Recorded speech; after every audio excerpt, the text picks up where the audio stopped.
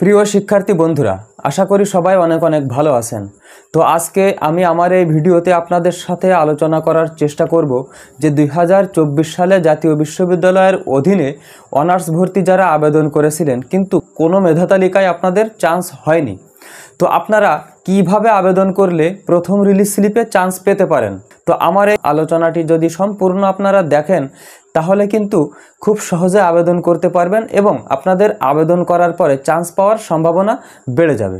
আমরা যারা 2024 সালে জাতীয় বিশ্ববিদ্যালয়ের অধীনে অনার্স ভর্তির জন্য আবেদন করেছিলাম কিন্তু কোনো মেধা তালিকায় চান্স হয়নি, তো স্বাভাবিকভাবেই আমাদেরকে মেনে নিতে হবে এবং বুঝে নিতে হবে যে আমাদের প্রাপ্ত জিপিএ বা পয়েন্ট কিন্তু কম।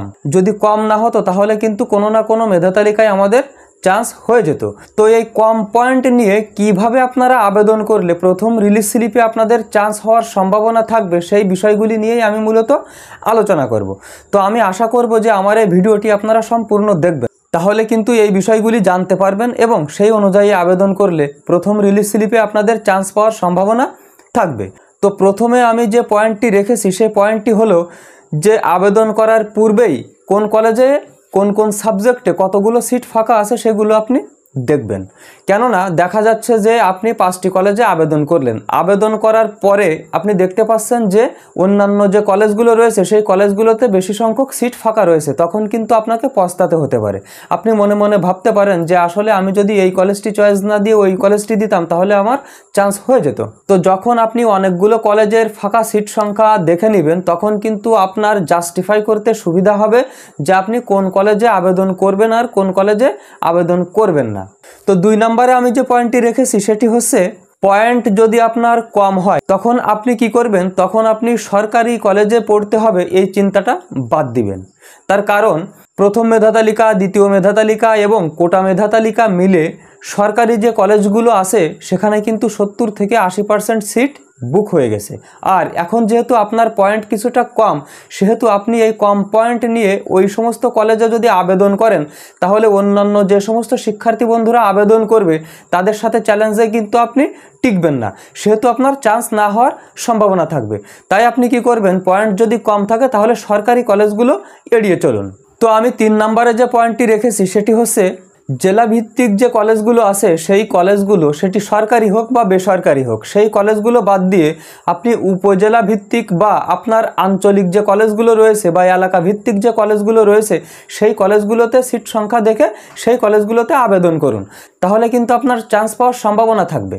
আর যদি আপনি জেলা ভিত্তিক কলেজগুলোতে আবেদন করেন তখন সেখানে প্রতিদ্বন্দ্বিতা বেশি হবে এবং আপনার চান্স না পাওয়ার সম্ভাবনা থাকবে। আর 4 নম্বরে যে পয়েন্টটি আমি রেখেছি সেটি হচ্ছে আপনি যখন কলেজ চয়েস দিবেন এবং সাবজেক্ট চয়েস দিবেন প্রত্যেকটি কলেজে প্রবেশ করে দেখে নেবেন যে কোন সাবজেক্টে সিট সংখ্যা সবথেকে বেশি ফাঁকা আছে। তো যে সাবজেক্টে সবথেকে বেশি সংখ্যক সিট ফাঁকা আছে সেই সাবজেক্টটিকে আপনি প্রথমে দিবেন, তারপরে দিবেন তার থেকে একটু কম আছে সেই সাবজেক্টটি, তারপরে এভাবে নিচের দিকে আসবেন। কখনোই অল্প সংখ্যক সিট ফাঁকা আছে সেগুলিকে প্রথমে আপনি দিবেন না। তো প্রিয় শিক্ষার্থী বন্ধুরা, সর্বশেষ এবং সবথেকে গুরুত্বপূর্ণ যে বিষয়টি এখন আমি আপনাদের সাথে আলোচনা করব সেটি খুব মনোযোগ সহকারে আপনারা শুনবেন। যে আবেদন যখন শুরু হবে তখন একটা ডেট থাকবে, স্টার্টিং ডেট, এবং একটি ডেট থাকবে এন্ডিং ডেট, অর্থাৎ এত তারিখ থেকে শুরু হয়ে এত তারিখ পর্যন্ত আপনাদের আবেদন চলবে। আগে আবেদন করলে আপনি চান্স পাবেন, পরে আবেদন করলে চান্স পাবেন না, এরকমটি কিন্তু নয়। যেহেতু প্রথম মেধা তালিকায় আপনার চান্স হয়নি, দ্বিতীয় মেধা তালিকায় আপনার চান্স হয়নি, আর যদি কোটা থাকে কোটা মেধা তালিকায়ও আপনার চান্স হয়নি, তাই কিন্তু আপনি প্রথম রিলিজ স্লিপে আবেদন করবেন। তাই এখানে কোনো রকম কোনো ভুল করা যাবে না। তো প্রিয় শিক্ষার্থী বন্ধুরা, এখনও কিন্তু কিছুদিন বাকি রয়েছে প্রথম রিলিজ স্লিপের বিজ্ঞপ্তি ছাড়ার।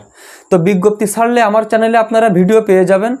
আর এর আগে যদি অন্য কোনো আপডেট আসে বা প্রথম রিলিজ স্লিপ সম্পর্কিত যদি কোনো রকম কোনো তথ্য পাওয়া যায় সাথে সাথেই কিন্তু আমার এই চ্যানেলে সেগুলি প্রকাশ করা হবে। তাই সেই ভিডিওগুলি সবার আগে পেতে আমার এই চ্যানেলটিকে সাবস্ক্রাইব করে রাখতে পারেন। তো আজকের ভিডিও বন্ধুরা এই পর্যন্তই। পরবর্তীতে আরও সুন্দর সুন্দর আপডেট সহ ভিডিও নিয়ে আসার প্রত্যাশায় আজকের মতো এখানেই বিদায়। আল্লাহ হাফেজ।